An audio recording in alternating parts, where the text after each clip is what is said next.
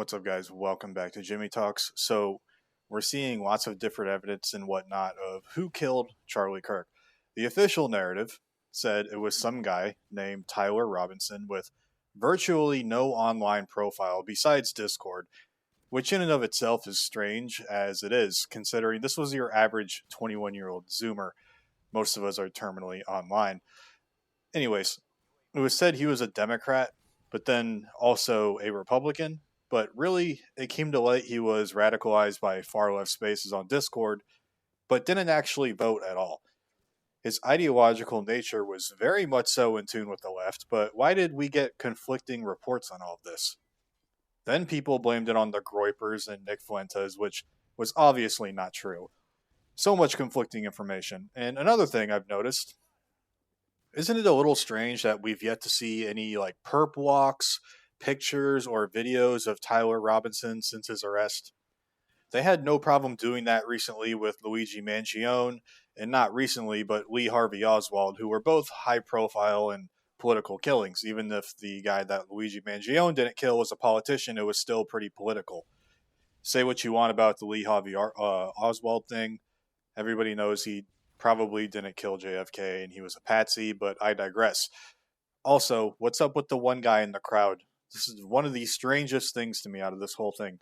George Zinn, a 71-year-old who told cops that he was trying to distract them from the real assassin. Right when he got shot, Charlie Kirk, this guy stood up and said, "I did it," immediately. Here's what's really weird about this too. George Zinn was also the first person to get arrested at the Charlie Kirk shooting.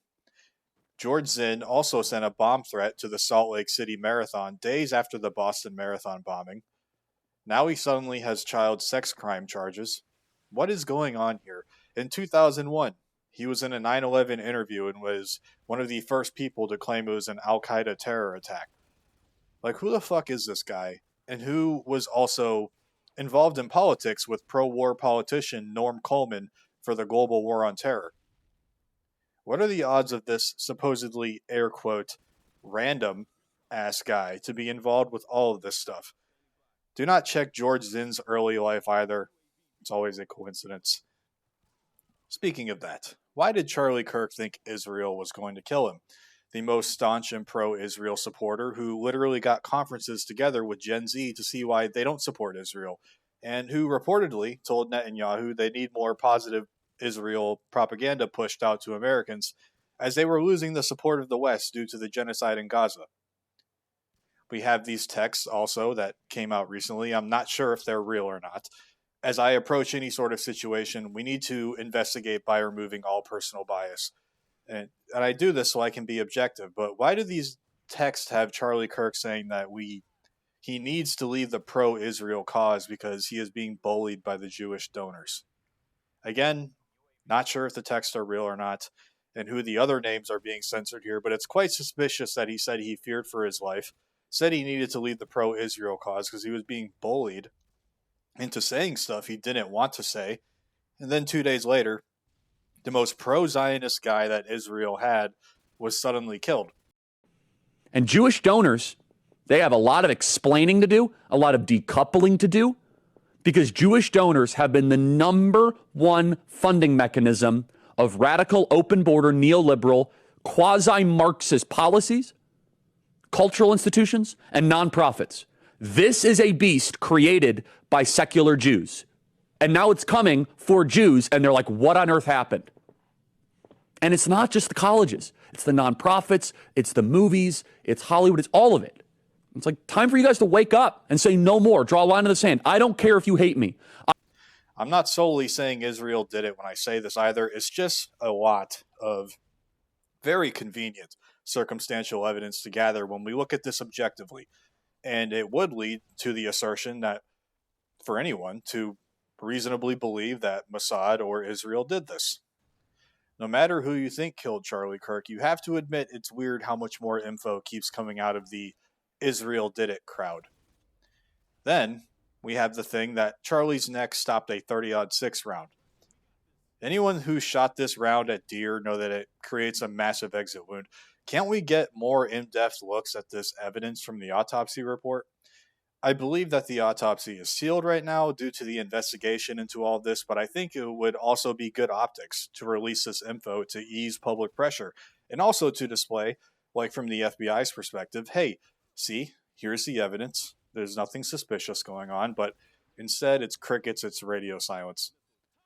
Then we also seen the hand signals with his bodyguards behind him. Now, this could be nothing at all, and personally, I think it's teeter tottering on the edge of it not being anything.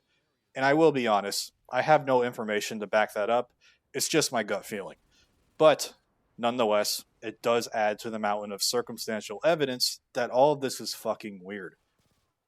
Next, we have Erica Kirk. Now, I'm genuinely not going to go on and tell people or her how a grieving widow should act. I'm just not going to comment on that. The only thing I will say is that Charlie's funeral was a bit strange. It was very performative, one could say. It didn't seem like a sacred event you'd have for the dead. It wasn't. I've also been seeing stuff about how Erica Kirk was in on it. I personally don't think any of that is true, but it is evidence to go over and to keep as time goes by regardless. Again, one must realize we have to keep an open eye and an open mind when it comes to all this evidence. So yeah, I'll leave it at that, and I will let everyone draw their own conclusions. The fact of the matter is, no one has solid and 100% crystal clear evidence from official sources on who did this.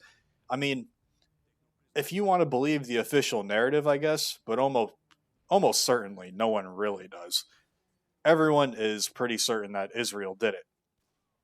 And no one believes our institutions, and all trust has evaporated so far. So that's a huge glaring issue. We need to audit the FBI and fix this shit. They didn't even find him, for crying out loud. According to the FBI, the guy's dad did. Why is the FBI this useless? The American Federal Bureau of Investigation. We're supposed to be the best in the world. You know, this is a humongous glaring issue that needs to be addressed. Our institutions are riddled from within with corrupt and un-American people, you know. We also need to seriously examine, again, removing my personal biases, if Israel did it, why do we have a foreign country conducting political assassinations inside our borders? Again, if they did it, wouldn't any other country doing this be considered an act of war? Why isn't this looked at more? You know, we're going to keep monitoring this, but none of this makes sense. Well, in my opinion, only one angle seems to be consistently making sense, and that is, unfortunately, this Israel narrative. And I say unfortunately because it's just a shame that we have to keep dealing with this. And, you know, it's also a shame because you have people who got red pilled 5 minutes ago and they think Israel is the cause behind everything. I'm not here to even push cover for them. I'm not.